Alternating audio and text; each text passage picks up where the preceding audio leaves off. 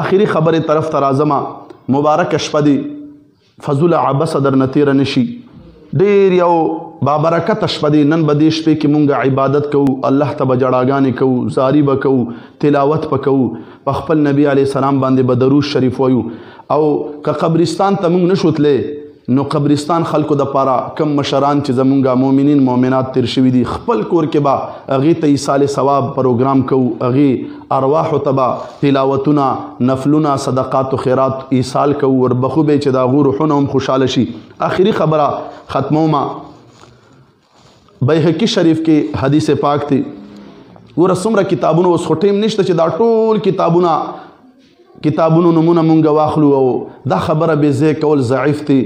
دا څومره توهین دی د دین، دا د امت مسلمه کې څومره انتشار دی، څومره فرقواریت دی، څومره خلکو ذهن ګنده کول دی. دی مبارک شپې د عظمت نه خلکو ته دومره غلط بیانی کول یقینا دا د شقاوت او بدبختی علامت دی. معزز ناظرین کتونکو، زه آخر طرف ته راځم. بیهقي شریف حدیث دی 3838 نمبر حدیث دی. زه راځم او هغه په اختتام کې زه تاسو ته دوه دعاګانې ښیم چې هغه دعاګانې د لیلة البراءت شب برات او د شعبان 15 شپې متعلق دي. په خپله باندې حضور نبی کریم صلی الله علیه وسلم ام المؤمنین عائشه صدیقه رضی الله عنها ته ښودلي دي، او بیا دې مبارک نورو بیبیانو ته او بیا د هغې په توسل باندې ټول امت ته را رسېدلي دي. 3838 نمبر حدیث دی د بیهقي شریف. دوه دعاګانې دی، واورئ. زه ویمه چې تاسو هغه دعاګانې یادې شي او د هغې مفهوم بیانومه. حضور علیه السلام ته فرمایي چې په دې شپې دعا کول پکار دي. ډېر مبارک الفاظ دي د دې مبارک شپې سعادت نه به فایدې اخلو. دعا الفاظ واورئ. حضور علیه السلام فرمایي داسې دعا غواړئ: اعوذ برضاک من سخطک. یا الله زه د ستا رضا په ذریعې سره ستا د ناراضګي نه پناه غواړم. واعوذ بعفوک من عقابک. یا الله ستا د عفو په ذریعې سره، معافي په ذریعې سره زه د ستا قهر نه پناه غواړم. واعوذ بک منک. یا الله ستا په ذریعې سره د ستا پکړ نه او نیونو نه پناه غواړم، عذاب کې مې گرفتار نه کی. لا احصي ثناء علیک کما انت اثنیت علی نفسک. یا الله زستا هغه څه ثنا نشم بیانولی کومه ثنا چې ته خپله په خپل ذات د خپل بیانولی شي. دا دعا یې ښودلې ده.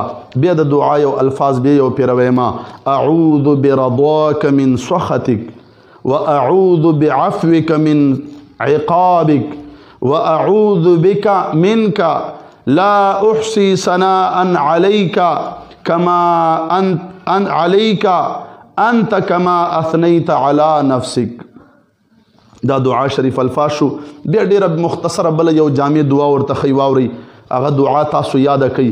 ورته حضور علیه السلام فرمای ام المؤمنین عائشه صدیقه رضی الله عنها ته: اللهم ارزقني قلبا تقيا من الشر لا جافيا ولا شقيا.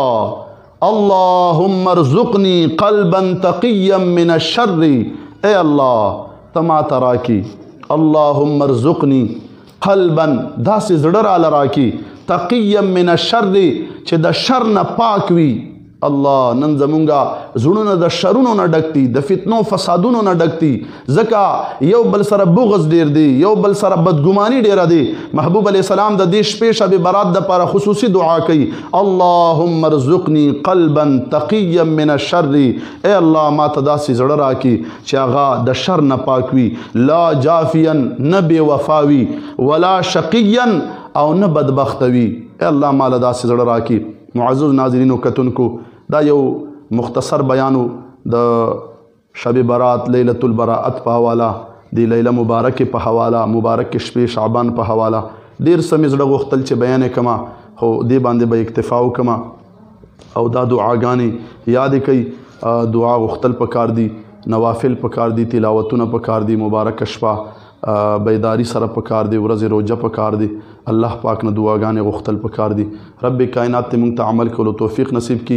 معزز ناظرینو کتونکو، ښه تاسو ته پته دی چې زموږ دا یوټیوب چینل دی، دې په ذریعې سره موږ مکمل د علم دین کورس چالو کړی دی، ترجمه قرآن دی، ناظره دی، فقه مسائل دی، او ورسره د عقیدې مسایل دي نور چې دی زمونږ حضور علیه السلام عملی زندگی بیان دی هر قسم مشکل مونږ ستاسو په دې یوټیوب چینل ذریعے سره حل کوو دا چینل په خپله باندې هم سبسکرایب کوي او دوستانو ته هم شیر کوي چې تاسو ته هر قسمه دین یو مستند او انشاءالله مدلل بیان بوي او د تعصب نه به پاک وي یو پاک دین به مونږ تاسو ته بیانو خصوصا اخر بیا خپله خبره په دې خبرې ختمومه زمونږ د علم دین کورس چې دی هغه په دې یوټیوب چینل باندې جاری دی زه وایم د علماو د غلطو خبرو نه به مونږ اله را بهر کیږو او اله به په یو عالم مونږ پوهیږو چې کله مونږ خپله په عربي او فارسي باندې کمانډ حاصل شي نو د هغې دپاره مونږ یو کورس چالو کړی دی تاسو مونږ سره په یوټیوب چینل وابسته اوسیږئ الله تعالی د عمل کولو توفیق نصیب